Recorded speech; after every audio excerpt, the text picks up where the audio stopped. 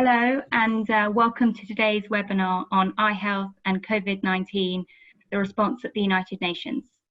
I'm Jessica Crofts-Lawrence and I'm the Head of Policy and Advocacy at the International Agency for the Prevention of Blindness. We are the overarching global alliance for the eye care sector, with more than 150 members drawn from NGOs, academic and research institutions, professional bodies and corporate organisations. This webinar forms part of a series of webinars and interviews IAPB is organising, and over the next few weeks we'll have sessions on topics such as ageing, inequalities and eye health organisational responses to COVID-19. Today we'll be discussing the response at the United Nations. Coronavirus has had a devastating impact for health systems across the world and 400,000 people have lost their lives. But as we know, this pandemic is so much more than just a health issue. Millions of people have lost their jobs, schools have been closed in more than 180 countries, and inequalities both within and between countries have been exacerbated. This will have major implications for the achievement of the 2030 Agenda and the Sustainable Development Goals, all of which we will be exploring today. So I'm delighted to introduce our speakers. First, a familiar face to the eye care sector, Ambassador Aubrey Webson, Permanent Representative to the United Nations for Antigua and Barbuda, and Chair of the UN Friends of Vision, a group of ambassadors advancing the issue of vision at the United Nations. Ambassador Webson, welcome. Thank you very much, Jess. It's a pleasure to be here and I look forward to the conversation. We're also joined today by Rob Skinner, who is on a special assignment at the UN Department for Global Communication, which is coordinating the COVID-19 response. A department which I imagine is extraordinarily busy at the moment. So Rob, thank you for taking the time to join us today. No, great. Thank you, Jessica, and thanks to IAPB for putting this together. And it's a pleasure to be with Ambassador Webson for this webinar. Thank you. And I would also like to welcome all of you. We have over 400 people registered today from all around the world, which really makes this a global conversation. Before we begin, I'd like to introduce the rest of the IAPB team and just go over a few housekeeping rules. I have with me today Rachel and Holly, who will be providing technical support. If you have any issues during the webinar, please send a message to IAPB Communications in the Q&A box at the bottom of the screen. I'd also like to introduce our Regional Coordinator for Africa, Simon Day, who will be managing the questions from the audience. If you'd like to put a question to either of our speakers, please put this again in the Q&A box. We'll be live streaming this webinar on Facebook, and I would encourage everyone to tweet and post on social media as we go along using the details at the bottom of the slide. And we'll also send a survey to all of you after this webinar, so I would encourage all of you to complete it. So now that we've done housekeeping, I'll just go straight into the questions. And Ambassador Webson, if I could start with you, what have been the changes that you have seen at the United Nations due to COVID-19, and how has your role changed? Thank you very much, Jess. And again, it's a pleasure to be with you and the IAPB team around the world, and a real pleasure to be with Rob on this program. And we think it's a very useful and timely program as we continue to inform the world of the impact of the COVID-19 pandemic and the crisis that has hit all of us everywhere, no matter what country we live in, big or small. The United Nations, of course, is a global institution, and the impact at New York headquarters is one thing, the impact in the field is another. In New York, the big changes obviously are physical. Physical, firstly, based on the New York City and New York government, the governor of New York and his team and their regulations and rules. The United Nations, however, in our own facilities in the headquarters of the United Nations, probably a little bit ahead, and we have been out of physical contact, physical operation space within the United Nations itself for the last 11 to 13 weeks, thereabout. And so we have been working from home. The changes, therefore, that we experience are primarily the physical arrangements. Now, Zoom everybody has now become familiar with Zoom as they are with their chair. And, and therefore, Zoom has become the new stage, or Zoom or some format similar to that, whether it's Teams or WebEx or something. But we are now working virtually throughout the entire system, more or less.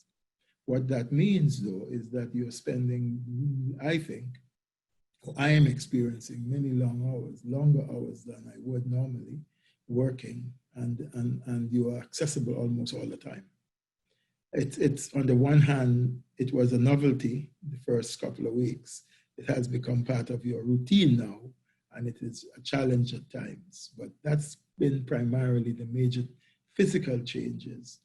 In my own operations, not only as the ambassador of Antigua and Barbuda, in that role, my collaboration with countries have in some ways heightened as we continue, as we work, and in April, we were particularly aggressive in trying to find technical assistance and equipment and all of that kind of thing through the UN system, working for our nations. And that was it was very arduous. It was quite a challenge for us, and working with the entire system in trying to pull and speak to the leadership of the United Nations in addressing the varying problems. The UN has had several meetings on COVID-19, several.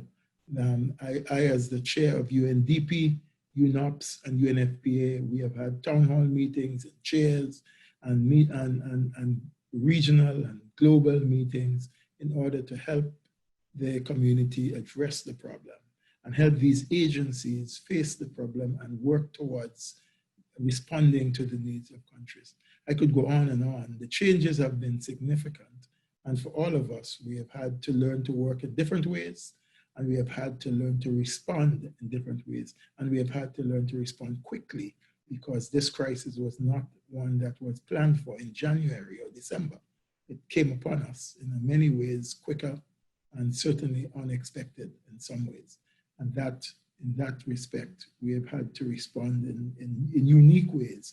But there's some good that I think. I think the global community has responded well. The United Nations, the collaboration between WHO and the New York political branches, if you might, have responded well.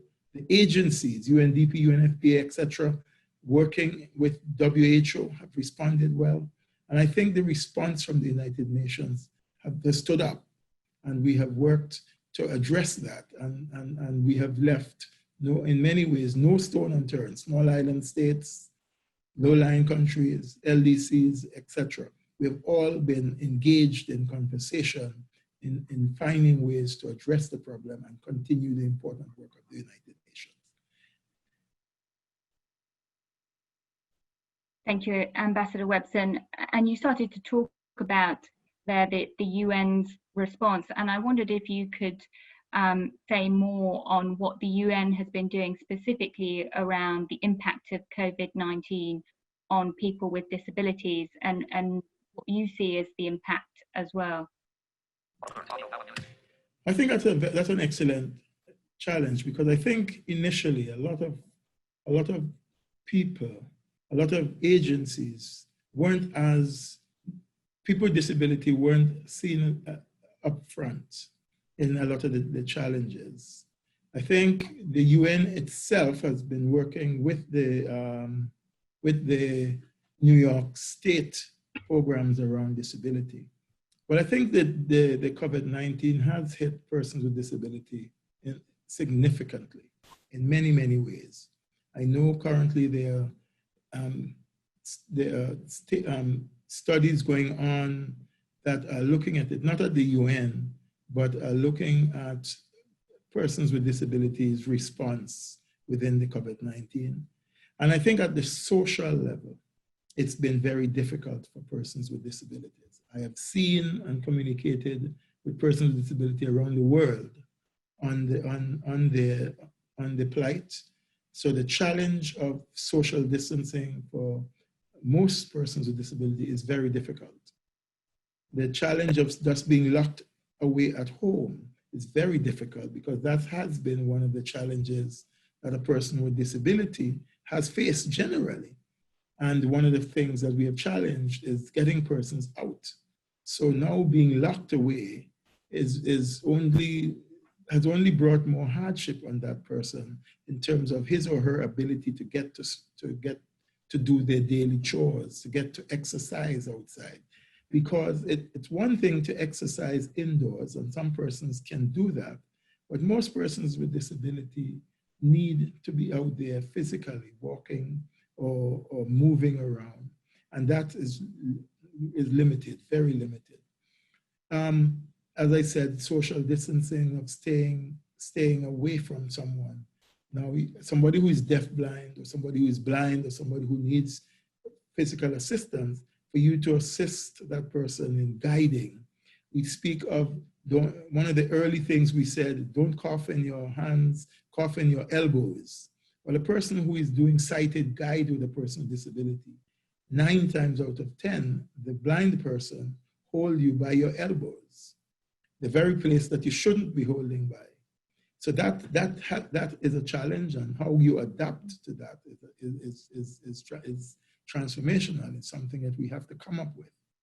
So I think understanding the whole dynamics and understanding how persons with disability not only survive, but has to respond to the quote unquote new normal is going to be a challenge to all of us. So it has not been and will not be very easy for a person with disability to function within the current climate, or the so-called new normal climate. We're going to have to find new ways of responding, creative ways of responding, and we're going to have to find new ways of assisting persons with disabilities. As I said, so the UN itself has begun, our steering committee on disability has met a few times during the lockdown. We had a meeting last week, Monday afternoon. We addressed some of the questions, and we continued to address the issues around disability. I don't think we have been as direct in addressing COVID-19 and the persons with disability. We now have to address the new normal going forward with the new challenges that we will face with persons with disability, because we have addressed and continue to look at how we operated. We now have to look at how we will operate going forward under new circumstances, dealing with the new environment in which we'll all be working with, at least until the end of this year. We will have, if there are physical meetings, we will have to look at how that affects a person with disabilities. If they're not, we have to make sure that all our virtual meetings are accommodating for persons with disabilities. And I think that is a little easier, but we have to begin to address these new questions. Thank you, Ambassador Webson. And I know that many of our members are starting to think and address those challenges and questions. So it's really useful to hear your thoughts on it. Rob, if I could turn to you now, what has been the response of the United Nations to COVID-19? Yeah, thank you, Jessica, and thanks for the great remarks, Ambassador Webson. I think you've covered a lot of some of the challenging we're facing on both a personal and organizational level as we try to adjust to this new normal of working, and obviously an organization like the United Nations, here, our headquarters anyway, that operates on meetings and the importance of face-to-face interaction, is facing challenges in terms of that response. And as we get underway here, I do want to acknowledge the other, kind of challenge that we're facing right now that certainly impacted our work in New York, and in a way that is necessary in my view. And I think is the funeral for George Floyd gets underway right about now. I think just to acknowledge that's the impact that's having, not just here in the U.S., but where I am in New York, but around the world, and that movement for racial and social equality and justice is so critical and so important as we move forward. As part of what this new normal will be, I think it's going to be a movement that sticks with us, and necessarily so. So I just wanted to acknowledge that at the outset. But in terms of how the UN is functioning and operating, And actually, Ambassador Webson, kind of remarked a little bit on how it's, in some ways, it's brought together the UN system, the governments, the member states of the UN, in ways that I think we couldn't have imagined when the crisis began, in terms of the consistency of the communication and the interaction. And at least in terms of the UN system, which is what I can speak to better, I think the coordination as a result of this has been better. I guess there's nothing like a crisis to bring people together to take on the challenges that we face. And I've seen the UN system, and we take our lead from the first and foremost the member states, but our leadership is the Secretary General Guterres, and his leadership, has demanded that there's not only solidarity across the UN system, but he's pushed very hard for global solidarity in attacking this crisis. Very hard to assure that there's community solidarity at local levels. And because of that, the UN system has reacted as one in better ways than we were doing before. I mean, there's been conversations around how the UN should be responding, what we should be doing as a broad organization with all our agencies, funds, and programs. And what we've seen is the crisis has brought us together. So, as he's laid it out, the Secretary General, talking about really three components of this crisis. First and foremost, the health crisis, which really, again, as Ambassador Webson referenced, really kind of came up on us. I think we're all aware of it. We're aware that there was this virus in China, but then suddenly it was in Europe, and then it was in the US, and it was moving throughout Latin America and Asia. And the questions around what kind of equipment do we need, what kind of masks should we be using, really forced us to think together and be responsive to something that we hadn't dealt with. The Secretary General has described this as the greatest challenge in the UN's history, which it truly is. And so, he laid out the fact that we have to deal with the health crisis, and that's clearly being led by the World Health Organization. The WHO has had the lead on that and continues to have the lead on that as we learn more. And I think that's important to acknowledge, that because this was unique, the unique coronavirus, the novel coronavirus, we had to figure out how to deal with it, and we're still learning every day. And WHO continues to put out guidance on what's happening in the health crisis. But then the Secretary General was quick to acknowledge, and it certainly was obvious to all of us, that beyond the health crisis, there's a massive socioeconomic crisis. The fallout that has resulted from the health, in terms of the economy, in terms of hunger in many places, in terms of food supplies, in terms of education for children, which impacts the most vulnerable, including people with disabilities, in a more significant way than others. And we've seen the unequal impacts on communities around the world, and how the most vulnerable have suffered disproportionately, to those that are more fortunate. So he's put a significant focus on that, and to do that, he has been putting out a series of policy briefs, one or two a week, actually, for about the last 6 weeks. And I would note that the one on persons with disabilities, I believe, came out on the 6th of May. It was in early May when he put that out, because he felt like he wanted to address that, and the system wanted to address that early on. And so that's accessible on the UN's website. And at some point, Jessica, I could share that link to that if you'd like me to do that.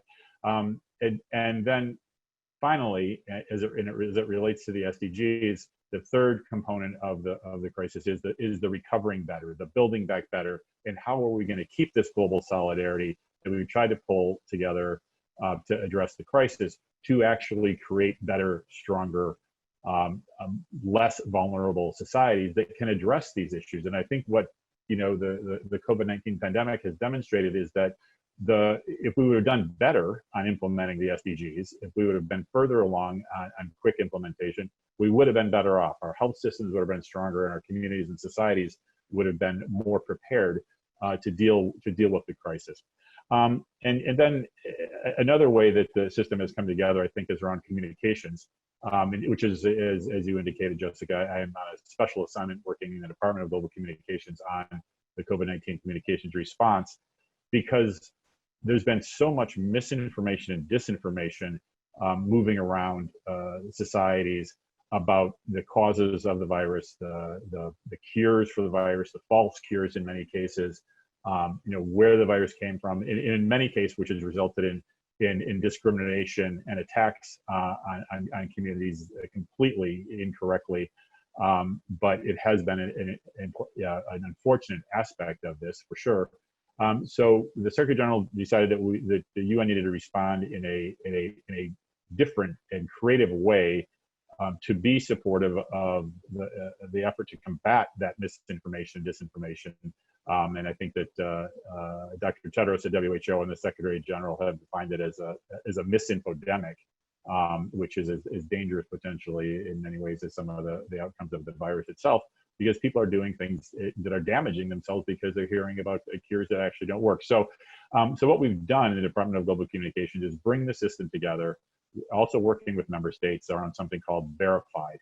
And the website is shareverified.com to try and push accurate information out in some ways in not using traditional media and social media to try and engage persons with accurate information and have them share that information. That's why it's Share Verified with their communities, knowing that a lot of the most influential folks are people that are within communities, whether it's on WhatsApp groups or Facebook Messenger and those kinds of places. And so reaching out to them, them through this idea. And I think that's going to continue to be critical as we move forward, as false narratives arise around the virus, but also around the solutions and moving forward.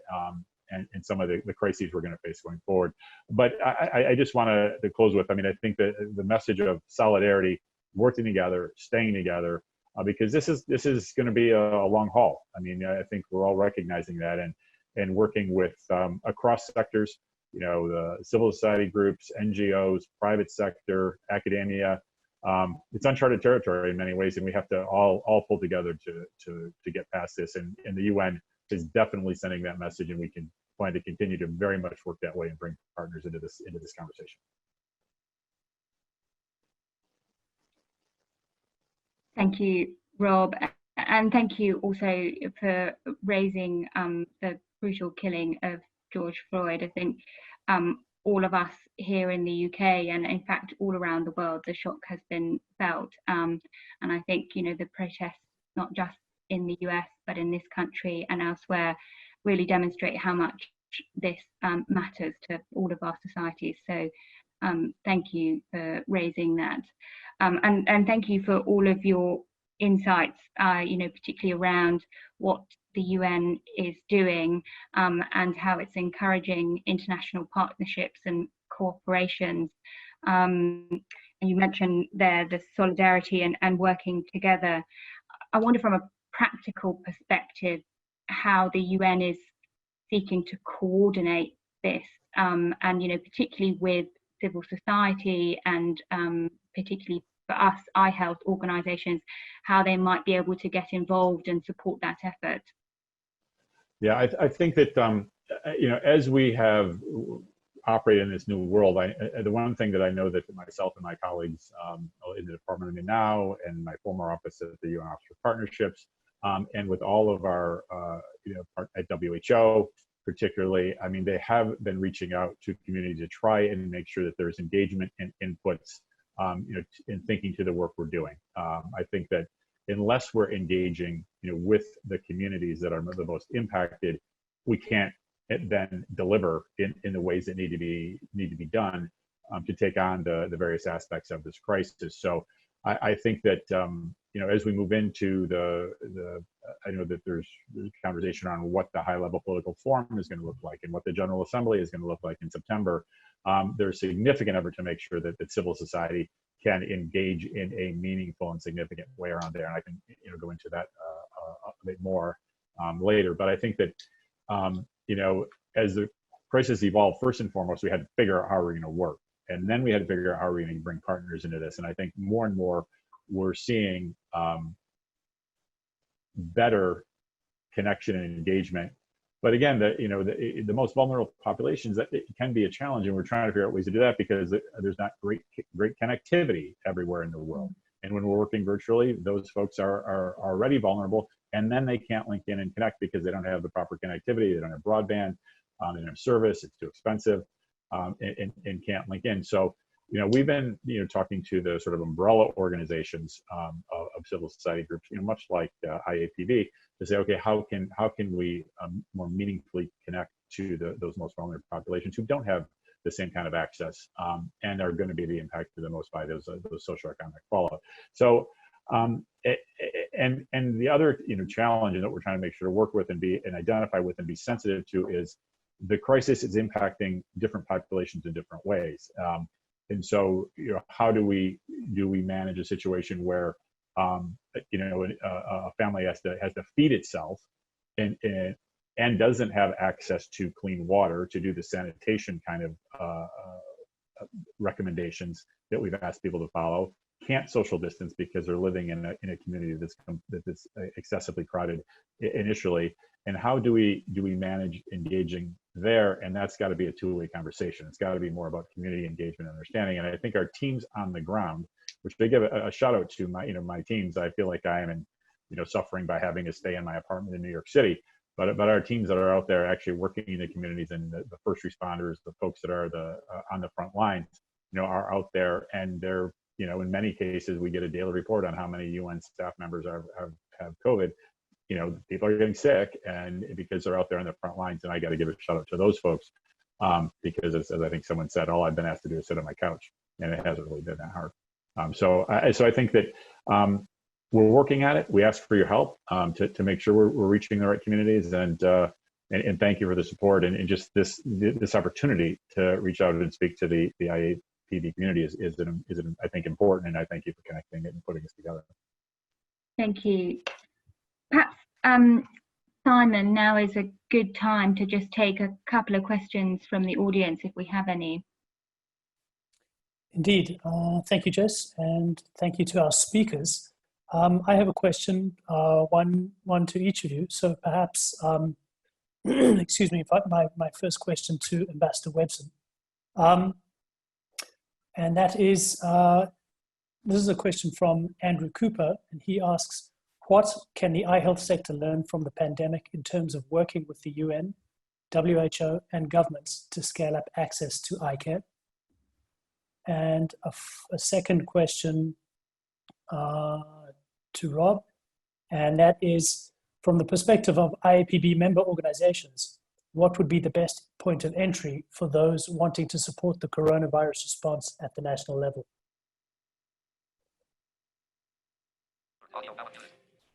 So, Simon, is the first question, what can we learn from? Could you sort of repeat the first question? Of course. What can the eye health sector learn from the pandemic in terms of working with the United Nations, the World Health Organization, and governments to scale up access to eye care? Thanks. I think, and let me say hi to Andrew Cooper, Dr. Cooper. Let me, I think, and Rob sort of indicated some important lessons that we are learning from the pandemic, and that is learning how to work together and learning how to work, how to join, at least at the United Nations, join our efforts collaboratively. And civil society has been a part. And I think what the eye health sector would learn most with the United Nations is this whole effort of closer collaboration and working together from the onset, from planning right through to delivery. I think we are finding that if we look at the health, the United Nations agencies and from WHO to the political arms of the United Nations, right through to the delivery arms, have all had to come together in ways of on policy, come together then in ways of strategizing the delivery approach. And you're finding on the ground, United Nations agencies working very closely with the departments and ministries and civil society in order to deliver on the health service. That very effort of collaboration is going to have to go forward in other sectors, because the pandemic of COVID-19, as was said earlier, as the Secretary General has said, it's not simply or not just a health crisis, it's a crisis that goes right across into social and economic sectors. and we are going to have to work as one. I think if we are learning anything, and that can spill across all sectors, is that we cannot operate anymore in silos.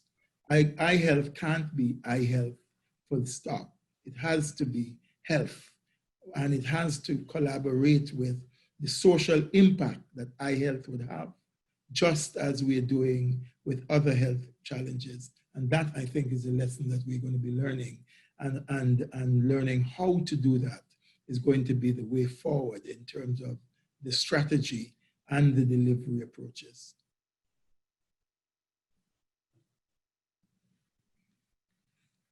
Yeah, thanks, Simon. And I would just kind of add on to what Ambassador Webson has said. I think that's exactly right. We have to work in an integrated way across sectors and working as one. And I think that to the question that was posed to me in terms of working at the national level from the member organizations, I think that you'll find, due to some recent UN reforms, which I won't go into because that's never a big attention grabber, talking about UN reform for long periods of time. But we have receptive teams on the ground, within the UN system that are working significantly on partnership and with the individual team members tasked with partnership, which is different than the UN has had previously, and that's a result of this reform that the member states have approved and have moved forward a couple of years ago for how the UN operates on the ground in country, which I believe, and again, Ambassador Webson, if you correct me if I'm wrong, has led to greater integration and connecting with the national governments in which our teams are working. And I think that on both sides, from national governments and from the UN country teams on the ground, there's this significant recognition that civil societies may have to play a significant role. So I think you'll find a very receptive audiences in both places from organizations that would like the IAPB membership, who would come in, have experience working with health issues on the ground, know the communities that are maybe disadvantaged and need the support of both the UN and the government, and be able to make those linkages and connections to help with the recovery phase from COVID. But then, once those relationships are established, then continue to work on the other issues, whether it's health issues on vision or whatever the issues may be that the organization is working on. In this case, obviously, vision being a priority. But I always say, around partnerships, the one thing that makes a partnership work is trust, and the fact that the relationship is built.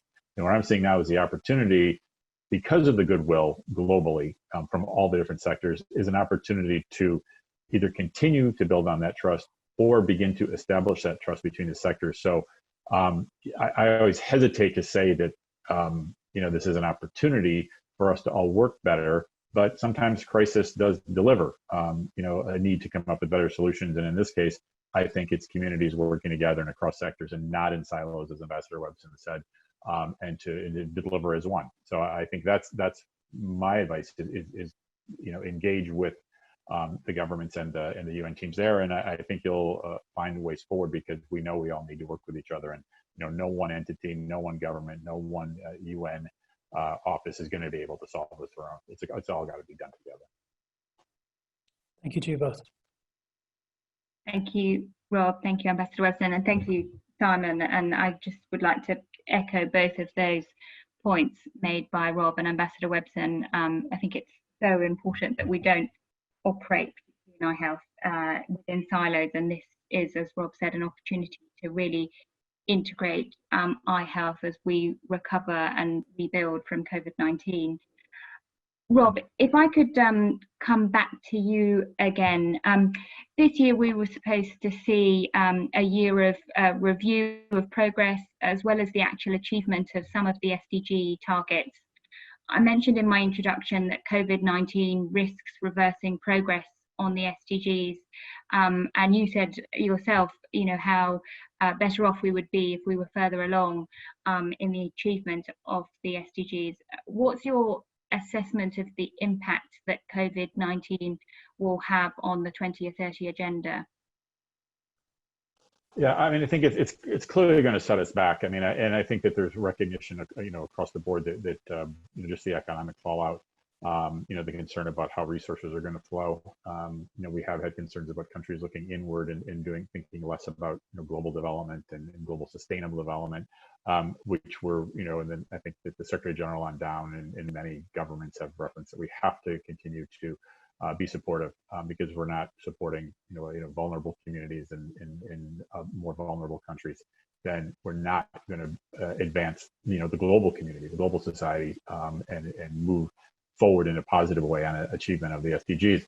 So I think that what you're saying, and I think that's one of the major reasons the Secretary General has been so focused on, yes, the health crisis, but letting WHO is leading on the identifying what we need to be doing around that, and thinking about these policy briefs that he has been putting out, and thinking about how do we turn the tide and identify what the socioeconomic fallout precisely is, how bad it is in various communities, and just what those impacts are. And in many ways, I just have to let the experts in the various areas on the various SDGs determine that. Whether it's ILO looking at jobs, WHO on health, obviously, our colleagues working in the climate space on that issue, and determine how we move forward. And then really trying to keep a focus on the SDGs, because honestly, it would be easy to kind of leave that agenda off to the side as countries look inward, but we have to keep it front and center. And so I know going forward, we're continuing to look at this decade of action, and for the SDGs. It's going to be a very big part of what we see, I think, at the high-level political forum in July. My colleagues in the Department of Economic and Social Affairs have indicated that there's still going to be that, but obviously reflecting on what COVID-19 has done to the progress, because we can't talk about anything without talking about COVID right now. So yeah, and it, again, it goes back, and I think we can't repeat it enough, is it's going to have to be a multi-sectoral approach to achieve them, which we knew it was going to have to be anyway, but it becomes even more critical at this point. So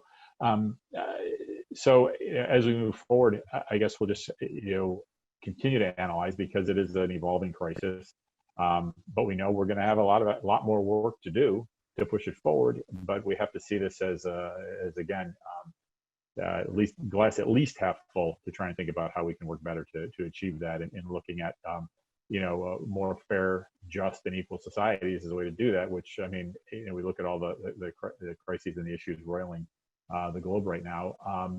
In some ways, there's certainly tragedy, but seeing communities come together is also providing me with some hope. So I think that we can keep some progress moving as we move forward through this.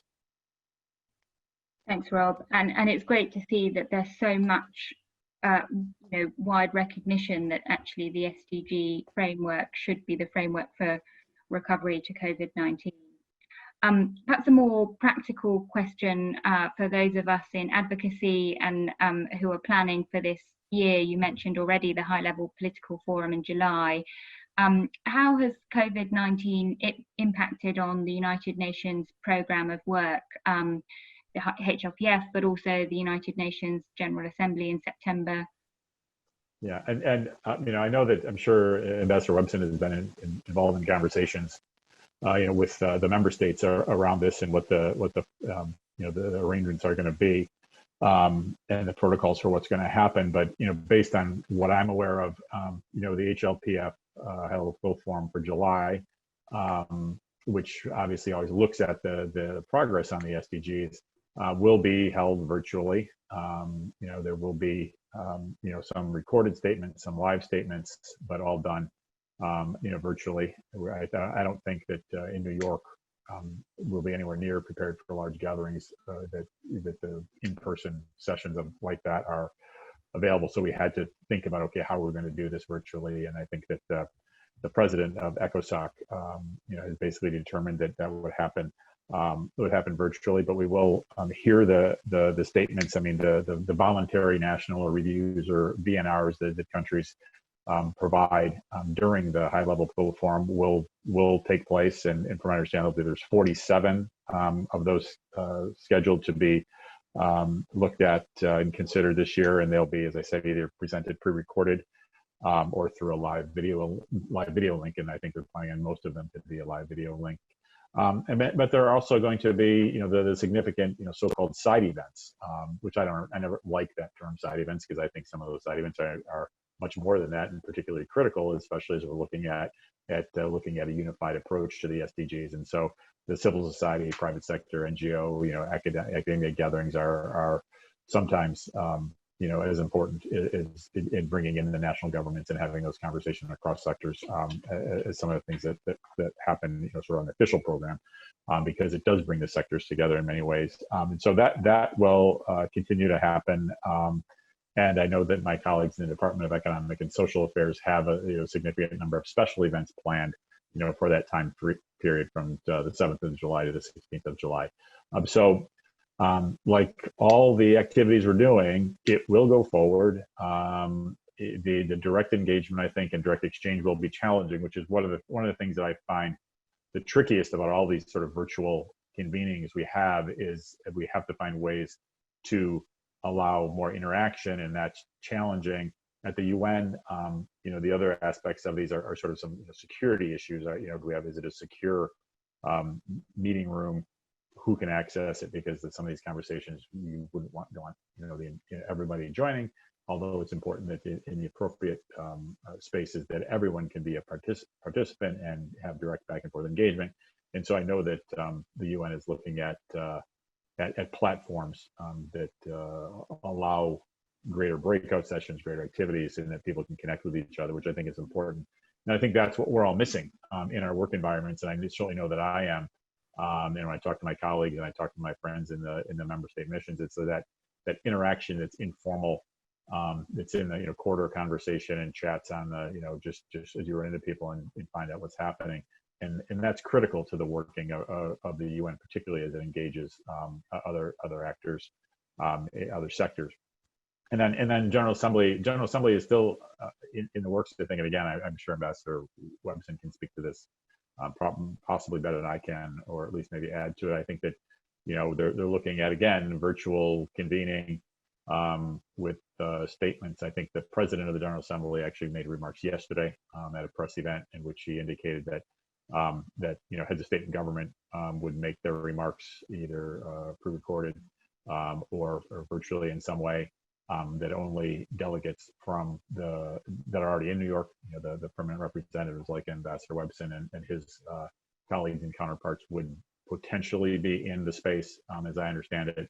And again, that all other activities would be virtual in some way. So I think that it's a challenge for sure, but I think that we're all kind of stepping up and figuring out how this new world of virtual meetings works. And when we have to do them on a daily basis consistently, and we're all getting good practice. And so I'm confident that both of those sessions can be very meaningful, as interactive as these platforms allow, and that will engage civil society in a meaningful way.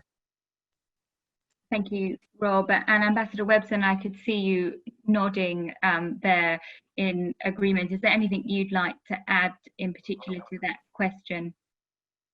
No, I think, thank you, Jess. I think Rob covered it all. I mean, we are going to have to continue to operate virtually. We are going to, with the HLPF, there will be some New York presence, but in the New York personnel, some people may be there, but generally, obviously, no large crowds, no large gatherings. So obviously, no personnel from Capital will be coming over. The VNRs will be done by videos in some virtual form, as Rob said, and so too would the side meetings or events that supports the activity. The General Assembly is going to be very intriguing. Again, no large gatherings, no capital participation as such. The engagement of capital from virtually from the cities, and the video messages or virtual messages in some format, as the PGA and the General Secretary has proposed. And so, as Rob said, that's going to be the way, certainly for the next couple of months, that we will be operating. So we look forward to see how that would work. But we think what this does in some ways is you do get a very large global audience, an opportunity. Security is the issue, as Rob mentioned. How do we get to have the platform secured so that it's properly monitored? While you want as many people to participate, and this does allow that opportunity, you still have to have a secured platform to avoid any sort of interferences in the proceedings. And once we can get that right, and the UN is working on that in the best way we can, then I think we could probably have a greater audience participation from around the world than we have ever had. Thank you, Ambassador Webson. And yes, that's certainly what we have found at IAPB, is that since doing these webinars, we've been able to reach many more people, and hopefully it will mean that there's even wider participation in some of the UN activity this year. I have a question that I would like to ask both of you, and Ambassador Webson, perhaps I could start with you. We've heard from the UN Secretary General about the need for us to recover better and for this to be as inclusive as possible. What do you think is meant by an inclusive recovery, and how does this relate to the need to establish vision for everyone?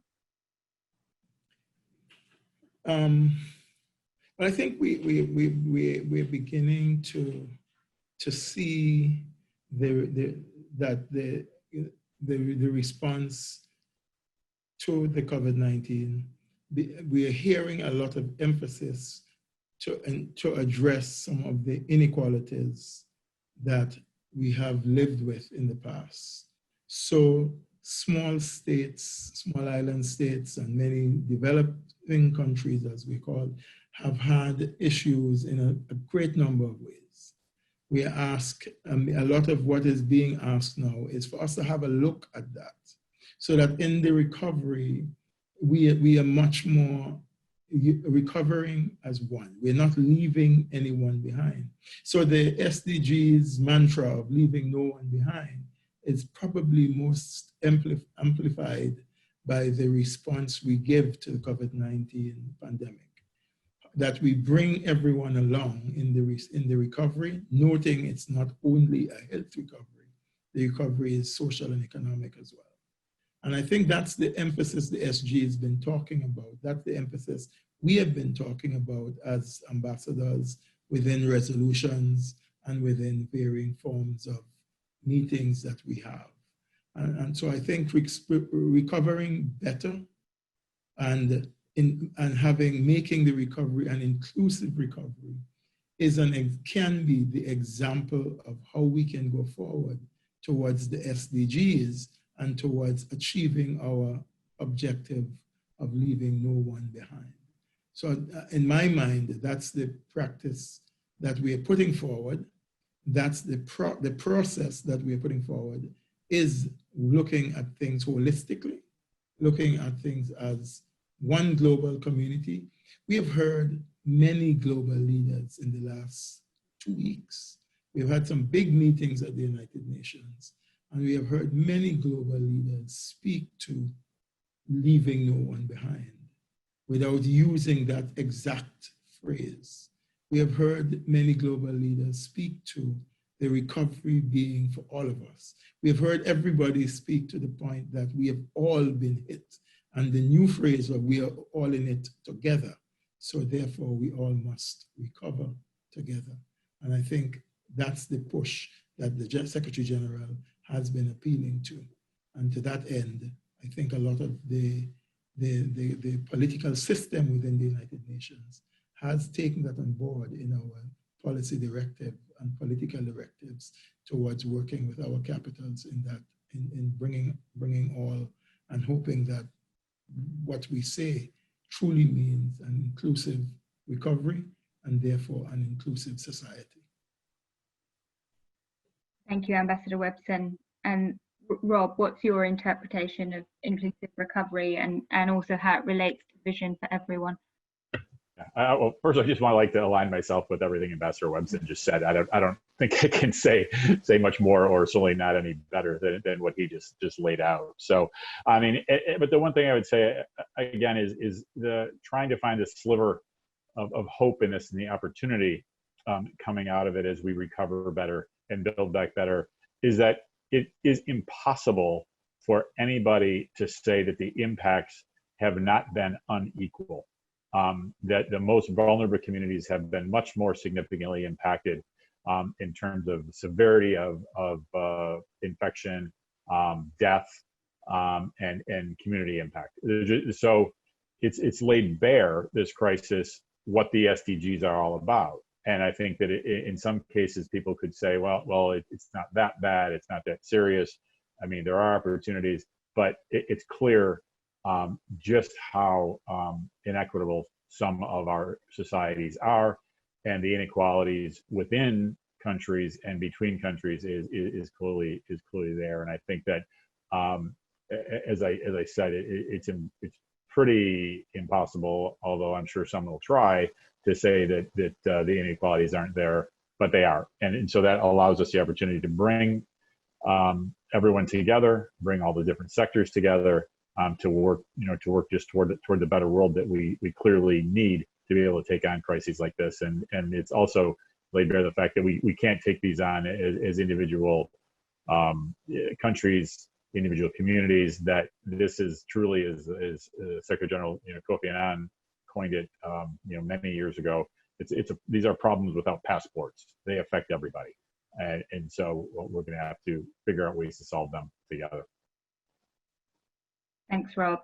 And Ambassador Webson, eye health is an area where we have seen tremendous progress at the UN recently. Just last week, as you know, we held the first virtual Friends of Vision meeting with more than 40 countries represented and 20 ambassadors joining the call. Could you give an update on the plans of the Friends of Vision this year, and how that has been impacted and adapted due to COVID-19? Thank you, Jess. But before I get into that, just let me once again align myself with the statement that you and Rob made in acknowledging the times we're in, and particularly the unfortunate passing and death of George Floyd and the situation that we all face currently. I just wanted to make sure I say that before we end and before I get into the other part of the subject. The unprecedented circumstances that we live in, and which started with the COVID-19 crisis and now is further amplified by the levels of international and global attention to the disparity that we were just speaking of, inequality. We were looking at the disparity in race treatment around the world, and therefore the responses that we have been seeing is significant and will leave us in a different world, we all hope. And therefore we stand together with the protesters, we stand together with the people of color who have found this disparity so great. And I just wanted to say that before I go on. With regards to your specific question on the Friends of Vision, we have been heartened in many ways by the growth of this small group of friends, which was started just over 18 months ago and has grown to over 40 countries involved. And since we spoke last week, we have had more countries signing up to become partners of the Friends, and we are really very, very pleased. We are looking at a busy calendar. In some ways, looks even busier than we started out, because we found that for about 2 months, we were a little bit not unsure as to the next steps with the crisis going on and the attention being drifted into emergency responses. As we have, quote, settled down, unquote, we have now defined new ways and defined a clear path for the rest of this year and a little bit beyond. So we will be looking at a major meeting of the Friends in July, just before the HLP or around the HLPF. We have space for a side meeting, if you might, at the HLPF, and we'll be looking at COVID-19 and its impact on eye health. By the way, we have had the co-partners, co-leaders with the group, Ireland, Bangladesh, and I think Pakistan, I think, is also asking to be a co-leader. So we have these countries that are standing up with us, and we have a number of countries, as I said, who have shown interest in and have joined the group. And I'm not going to list names because I will miss over 40 countries. But anyway, but we are having our next big event around the HLPF on COVID-19 and eye health. And we will have WHO involved. And we hope, as we work with IAPB and the civil society partners, to have a list of a good panel to address the topic from the health sector, as well as the sector that affects eye health in terms of its transformation of changing the lives of people. Then we would be looking to have another big meeting just before the General Assembly in September, because again, and these are all recommended by the members of the group who are the countries who ask that we have this focus, because so many countries at our meeting last week declared not only a commitment, but a need to increase the focus and increase the attention on this. So we'll be having another meeting in September, and we will look at eye health within UHC, Universal Health, and look at how we can take lessons learned in order to make the integration of eye health broader and more inclusive, if you might. We will recognize World Sight Day, and we are already speaking of working within the United Nations political system to make World Sight Day a United Nations declared day, just as we have with World Sign Language Day and World Braille Day and so on, and other international days. We think World Sight Day should be given that respect, because it's been running almost 100 years now, since the 1920s, and we believe it should be recognized.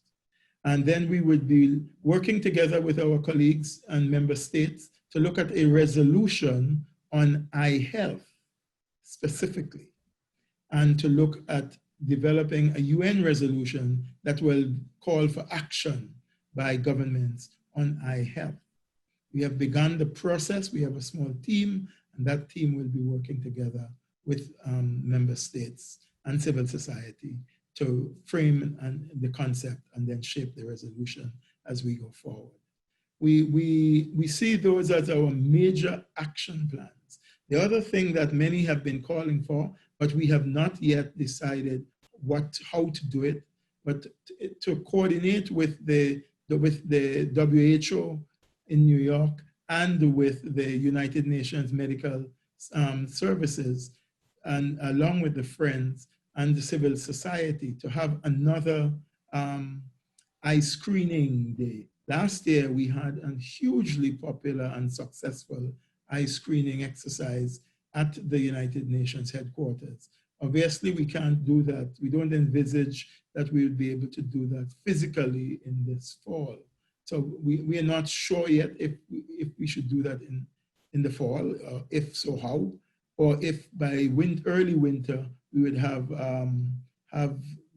the changes, the physical changes in the New York City and the United States that will allow us to do that. But we are certainly up for and willing to have another eye screening exercise that will engage the United Nations headquarters and certainly members of the civil society organizations who are engaged with us. So we think that there is a lot. In fact, the eye screening was so popular that some countries, and including some of the co-leadership, are asking that we do it twice a year. I'm not sure that we can, but that is the call. But it's very exciting, it's very important, and we are really delighted that we've been able to get this to the forefront and to get some attention, well-needed global attention to the eye health challenge, and within the eye health community to see eye health not as a separate health challenge, but within the whole menu of health services and the whole menu of increasingly difficult and increasingly challenging health concerns that we are facing. As we get older, the population is facing greater challenges with eye health, and we know that eye health is one of the faster growing health conditions that we all face in the world today. Thank you. Thank you, Ambassador Webson. So a quiet year ahead of you then. And I would just like to say on behalf of the eye care sector, thank you in particular for leading this group and all the work that you've done to really raise the profile and prioritization of eye health within the United Nations. It's been fantastic to see the Friends of Vision group grow to such a strong group in such a short space of time. This brings us to the end of the session today. I'd really like to thank both Ambassador Webson and Rob for all their invaluable insights, and thank you to everyone else who joined today. I'm sorry that we didn't get a chance to deal with more questions from the audience, but perhaps we could take those. Rob has offered already to kindly share some links, and so we can follow up with all of you. Please do visit our website for the future webinars and also our COVID resources, and we'll also share this webinar which has been recorded with all of you as well. So thank you very much, Rob, Ambassador Webson, and thank you very much for joining us. Thank you. Thank you very much. Thank you. Thank you, Jessica. It was great to be with you, Ambassador Webson, and thanks to IAPB. Indeed, thanks. Bye-bye.